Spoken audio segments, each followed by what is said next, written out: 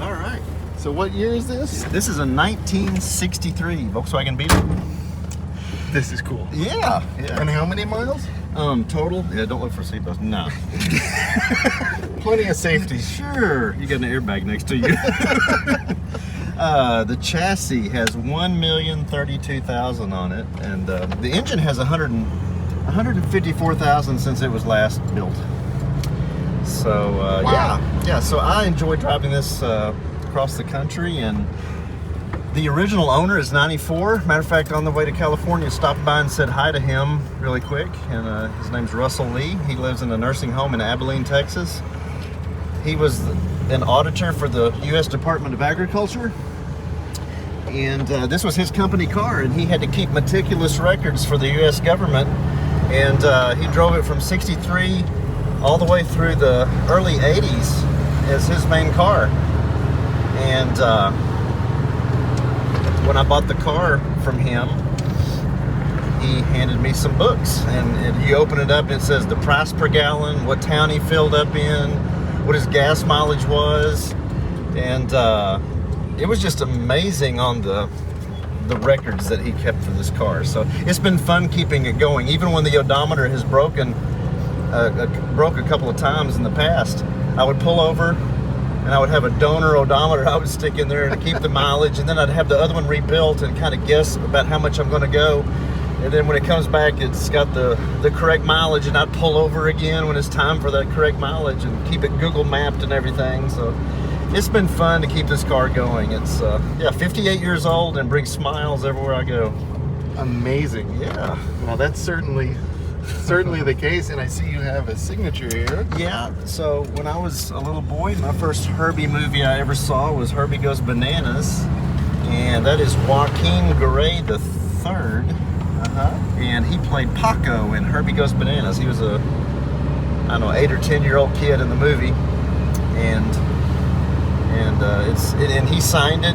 2 years ago in 2019 was the 50th anniversary of the Love Bug movie, the first Herbie movie that came out that Disney did in 1969, and he signed our glove box doors. So I think there were 38 Herbies total at that celebration. So I drove this one all the way from Texas there, and had a lot of fun meeting him. It's kind of like a little childhood idol or something. That's so cool. Yeah. And today we're filming in Burbank, and so where have you been to get here? So we left Salado, Texas, which is between Waco and Austin on I-35, right centrally located, and first stopped to see the Mr. Lee in Abilene, Texas, and then spent the night there. Woke up the next excuse me. We went to Abilene, Texas, and then continued to Albuquerque, New Mexico. So the first day was Salado, Texas to Albuquerque, New Mexico. Spent the night, and then went to Las Vegas the next evening. And then from Las Vegas, yesterday, we crossed the Mojave Desert, 111 degrees, no air conditioning, no radiator, I might add. This is an air-cooled engine, but they'll handle the extremes as long as you keep them tuned right and everything. And and then yesterday was Las Vegas to what's it called? Anaheim, California, and went through Angeles Crest specifically just because I like seeing different filming locations, and I wanted to put my car in as many original Herbie filming locations as possible. So we would pull over this little side spot, take some pictures, and the Herbie the Love Bug Facebook group has taken Google Maps and just pin dropped like 500 or 600 spots. We didn't do that many. We might have done 15, something like that. And but it was just I don't know. I was getting my little chills in the 105 degree weather up there. It's like, ooh, it was here. That's amazing. So yeah. So you've done probably 1,600 miles since you left home? Yes. Matter of fact, we left when it was exactly 1,031,000. So we've been 1,815 miles exactly. Wow. Yeah. And speaking of filming locations, that's where we saw The Tonight Show years ago. It is. Yeah. So Sure is. now, Yeah. a couple of questions for you. Just car questions. So, in your 1,500 or so miles, anything go wrong on the way here? No, not yet. That's awesome. I'm not planning on it going wrong, but No, it feels great. yeah. And No, it's before I left, my transmission had over 300,000 on it, and it finally did give up the ghost in bearing number 4. Oh, So, but I'm glad that I wasn't going to take a trip without replacing the transmission. So about 5 or 6 weeks ago, did that, and so it should be good. I don't know the person that rebuilt it, but it has a stamp on it. So, and what are we dealing with here? Is this a this is 4-speed? they were always just a 4-speed. The first Beetles were only 1,000 cc, 25 horse. The very first one, 62 top speed. This engine is actually a 1,600 cc, 44 horse. So they started putting 1,600s in the Beetles in 1970. All right. And so throughout the years, the engine was always the same. It was just bigger cylinders, bigger displacement, which gave it a little more horsepower. And I say little with a smile just because, it went from 25 horse to 60 horse. And then it's funny, this engine actually, they did put a little lower compression in this motor, so it's rated at 44 horse. But that being said, is it a quick takeoff? No. Does it take like 0 to 60 maybe in 27 seconds? Yes. But once you get up to speed under normal driving conditions, and when I say that, I don't mean like climbing passes and in a headwind that's like 50 miles an hour, but just regular driving. Once you get up to speed, a 1,600 will actually it'll hold 75 to 80 no problem. Wow. 80. If I just and the reason is because the intake is so small, you can't drive it too fast. I mean, in every owner's manual of a Volkswagen Beetle, the old style Beetle, it would in the back it would say 4th gear, maximum and cruising speed, because they just couldn't be driven too fast in 4th gear.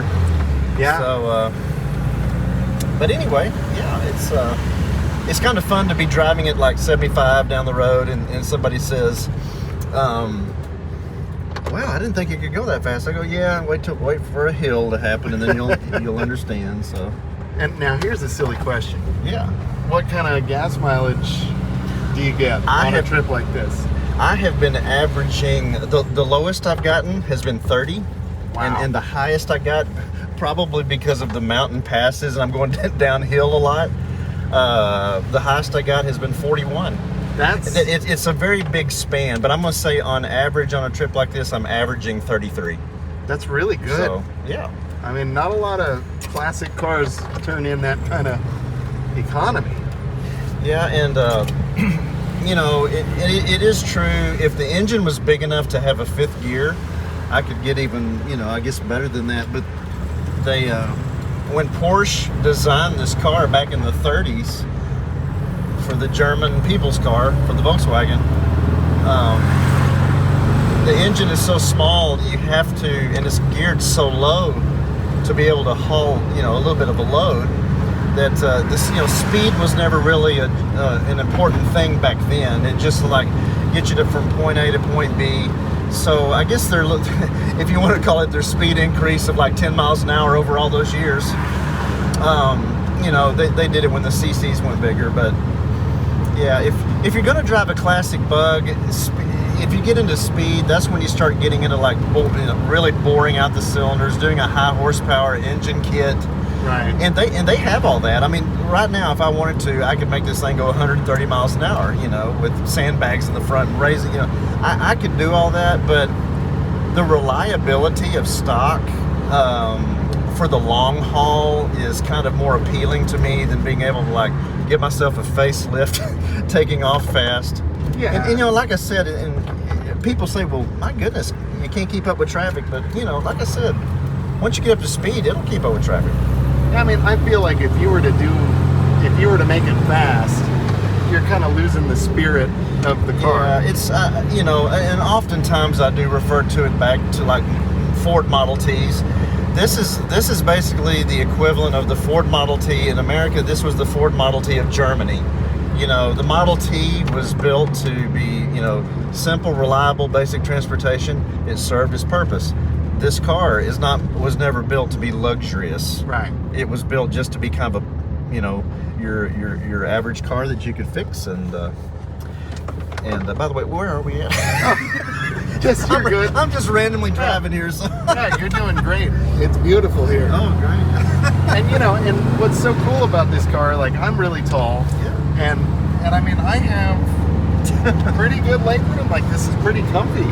And I've got, you know, it's funny because your legs are actually extending underneath the trunk. Really? So, yeah, my dad is actually 6'2", and he wears a cowboy hat. Now, he can't wear his cowboy hat in here, but he says that he has more headroom in this than he actually does his Ford F-350 truck, because this has a domed roof, and he always kind of laughs. He doesn't ride with me hardly ever because he's kind of a farm guy, but he'll always say, I forgot how much leg room's in this thing and headroom. So. Yeah, and the seat is surprisingly comfy. And I'm not, you know, when I tell that to people, I say I'm not trying to say it's a big car, and you know, but it is a small, compact car. But it is surprising. It's, you know, it's got more room than like a Miata or something like that. You know, and you know, considering like it's also very narrow.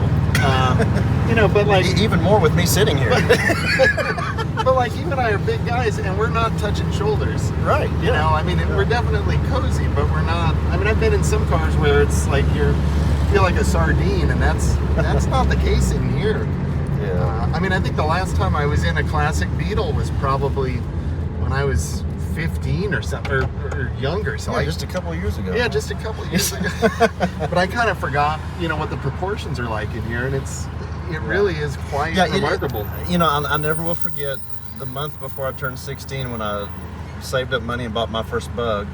I'll never forget when I first sat, and that was a 74, it wasn't this one. But like, oh my goodness, there's the hood, and like, where's the front? It's like right there. And it was a very weird, you know, because I had been used to riding around in pickup trucks on the farm and stuff like that. So it was a very interesting perspective to get used to. Yeah. And, but I don't know. And now I never think about it because I'm used to it. Right. And how many, I remember, you know, back when I lived in Texas, you owned quite a few of these. Yes, and the horde has grown. Yeah, I've got about 25, I believe. Now out of the 25, only 4 or 5 run. I've been buying them. You know, I hate to see them go to the crusher, or somebody just wants $100 or $200 worth of metal to go, you know, put them in the crusher or to the scrapyard. And so I'm constantly, it's slowing down now a little bit because I'm, you know, the cash flow droppeth, you know. But yeah, I like to save them and then just stack them on the farm there with the intention of, by the help of a friend of mine who knows how to weld, replace body panels that are rusted too much, floor pans or whatever like that. You know, with the intention of someday I would like to fix them up to sell. I'm trying to get to where I don't hoard them as much. Oh, that's really cool. Well, and the values have really gone up on these over the years. You know, they have. I mean, this car, matter of fact, let me go back to Mr. Lee who bought it new.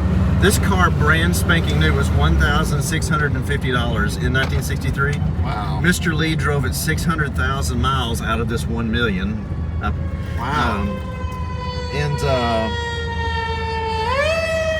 He sold it to me for $3,000. Wow. So how funny is it that you know, he bought it for $1,650, drove it 600,000, and sold it for $3,000. That's a good deal. That is a good deal.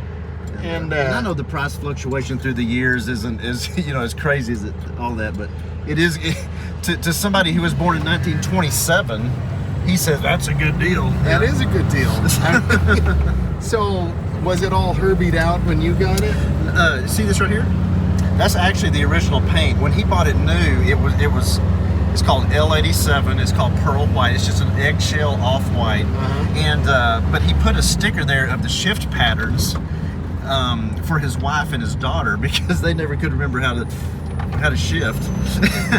And then when I bought the car years ago, and Mr. Lee had I can't remember if it was the late 70s, early 80s, somewhere around there. He had it painted yellow.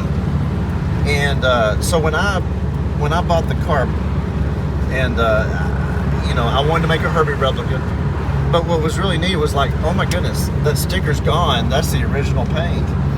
And so now this is, I had a professional painting company paint this car 16 years ago was when it was last painted. It's held up for the amount of miles I've driven very well. But I had them match the original colors possible. You can see it's a little whiter than the original. Sure. Of course, the original may have faded too. Definitely. But it's close. It's close. Yeah. So you had them paint it white 16 years ago, and then you had the decals. Yeah. Is it paint or is it decal? That's actually vinyl decals. Oh, it's vinyl. Yeah. Yeah. And they have aged. The whole car really needs a facelift. There's some rust issues bubbling beneath the rubber, the quarter panels. And it is something that, as a classic car lover, I don't really want to let go year after year, but I did say that a couple of years ago. So, you know, as busy as you get and time flies, I've gone too long addressing those issues.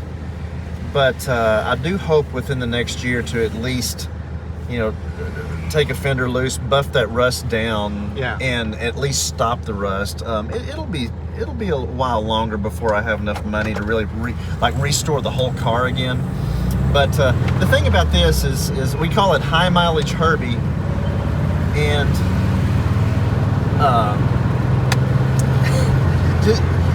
if you see a high mileage Herbie that's pristine with no scratches at all, it's like, well, do you really drive it? How'd you get high mileage on it? You know? Right. The way this car is right now, when you look at it, you can see the rock chips, you can see the rust, and I'm going to call it a good-looking non-patina, but almost. Well, yeah, I mean, it tells a story when you look at it. Right. You know, I think it's nice to have that kind of driver quality too, because like I'm sure you don't have to worry about it the same way you would if it were all perfect. You know. And now I'm not wanting this to be keyed. I'm not. No, of course not. But it's almost like if somebody came up and slightly scratched it, I'm not going to have a fit. Right. You know, they've just added to the patina. Yeah.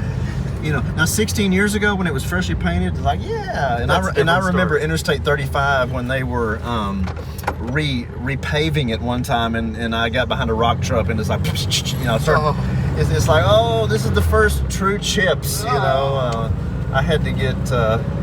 I kind of had to go have some grunts there, but now it's kind of like, you know, I can have little pebbles hit me like, eh.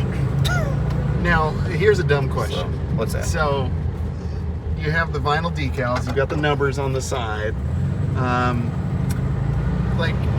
I know you also have a screen-used Herbie, and that one's slightly crashed, right? From the film. Yeah, so like the difference between like a screen Herbie and a Herbie tribute would be... Yeah, the biggest thing is the other one drives. It does, but you know, the last scene it was in, in the Love Bug, was where it went off a cliff. Yeah. So it's all, matter of fact, in the Herbie circles, it's known as junky. And so it's so dented. I mean, it's dented bad. Yeah. It's been wrecked bad.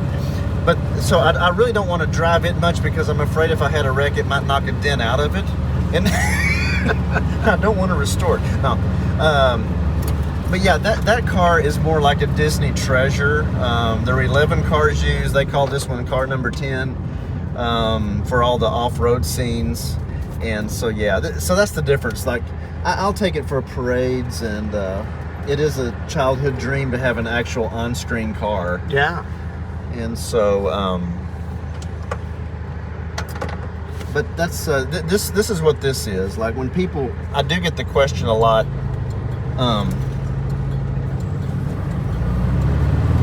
Hey, is that a real Herbie?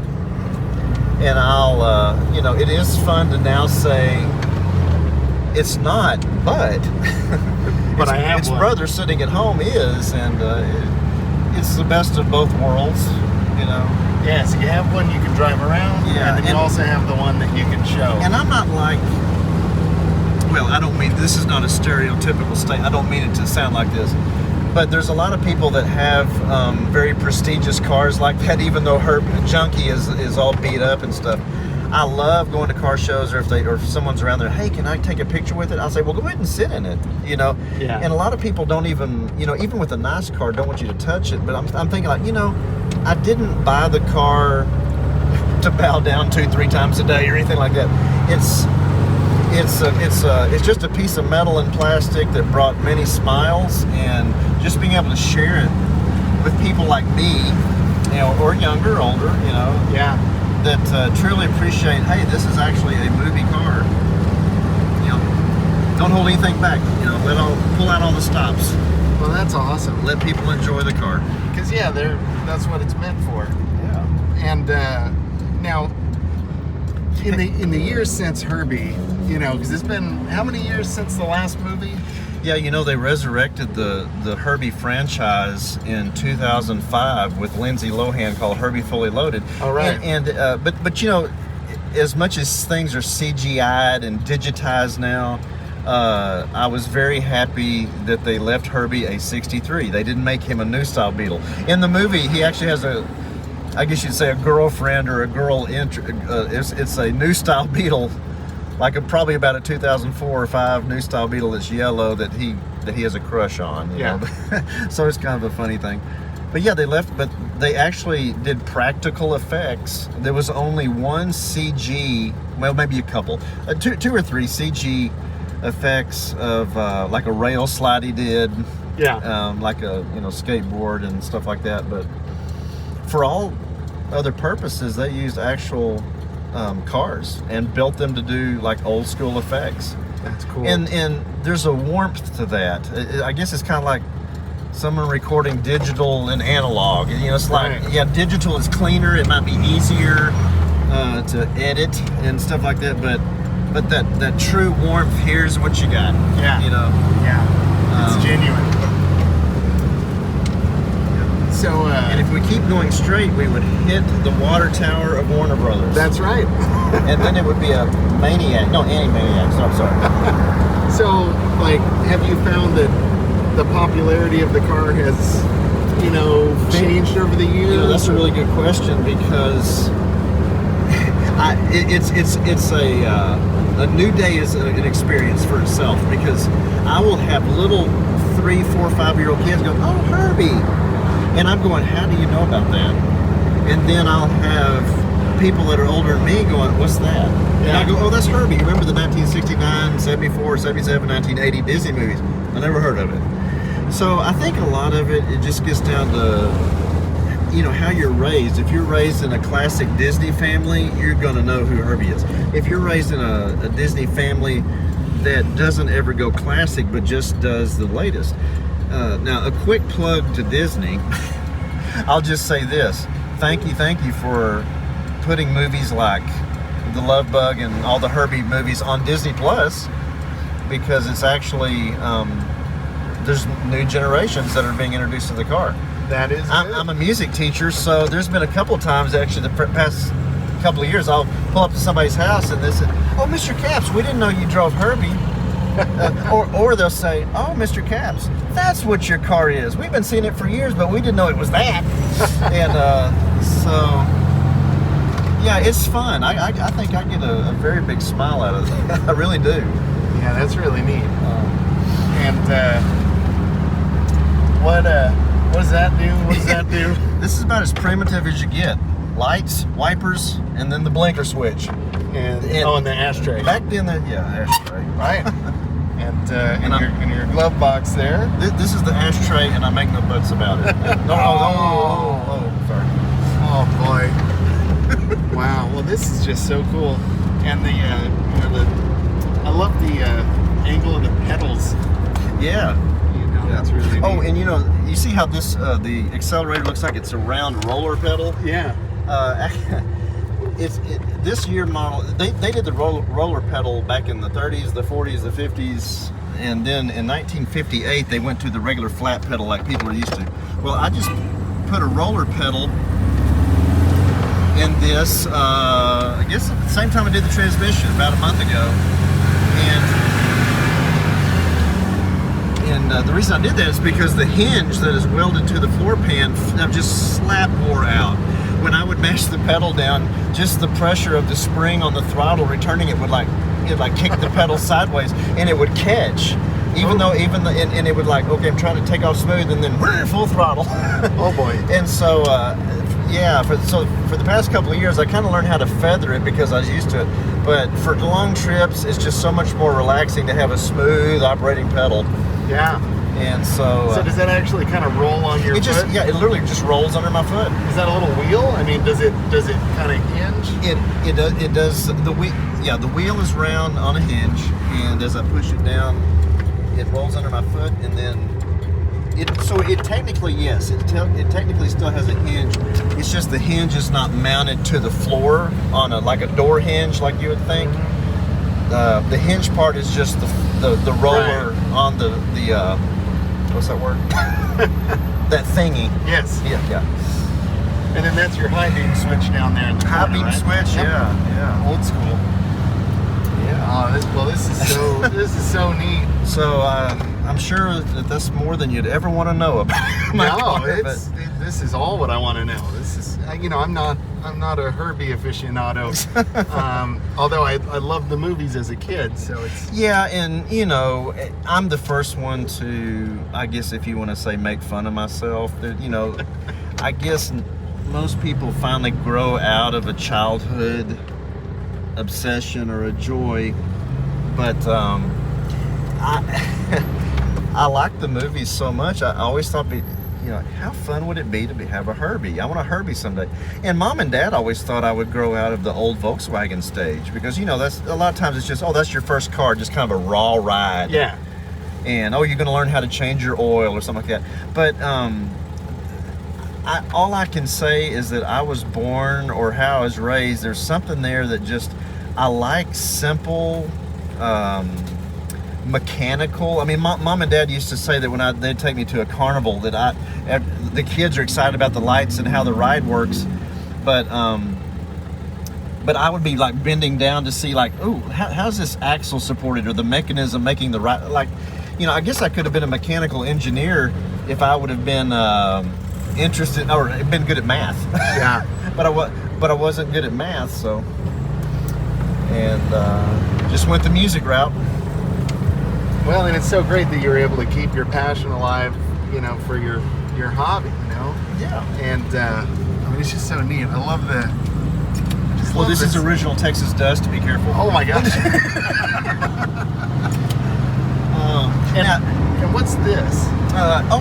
So since these cars don't have water to cool the engine, they're air-cooled, this is my heater. So it's literally like a water valve, but instead of water, when you're turning it on, it's pulling cables that are connected to a metal box that is built around the muffler pipe. So, I mean, the exhaust gases aren't made to get in. It's around the pipe itself, but it's kind of like a lot of people don't know what these are, but like a heatilator in a fireplace. It's kind of like if you're building a fire, it heats the metal box above it. And then as that box gets hot and you circulate air through it, it heats the air. And the fan from the motor, this doesn't have a power blower in it. Right. So how fast my motor is turning, if I have the heater box flaps open all the way, then that's the speed the hot air comes in the cabin of the car. So if I'm going down the highway with the engine cranking 3,500 or 4,000 RPM, I can burn you out of here. I bet you can. If you're idling a lot, like here we are in Alameda Avenue in Burbank, California. If you're idling a lot, it stays kind of nippy. Yeah. If it was really, really cold outside, but not today. It's enough to knock the chill off. Yeah. That's neat. So that's where the old Volkswagen heaters kind of got a bad rap. It's they don't work very good. Well, they work. You just have to kind of respect what they're built to do. Right. You can build a $500,000 house or $1 million house and have your bathroom here, but the water heater on the opposite end of the house. You turn the hot water on, you might have to wait 15 seconds for it to start warming up. That's kind of the principle of this. Right. You turn the heater on, well, it's got to travel from the back up to the front in a piece of metal channel. Right. And so it's going to be cold air until it heats up. That makes a lot of sense. Did I actually get us back close without even trying? You sure did. Yeah, you turn right here. Okay. Hey, I'm better than I thought. Yeah. Wow. Well, Clayton, thanks so much for the tour of your car. This is just absolutely. awesome. Well, it's a joy to spend some time with you and just to share my crazy car adventure and passion. So.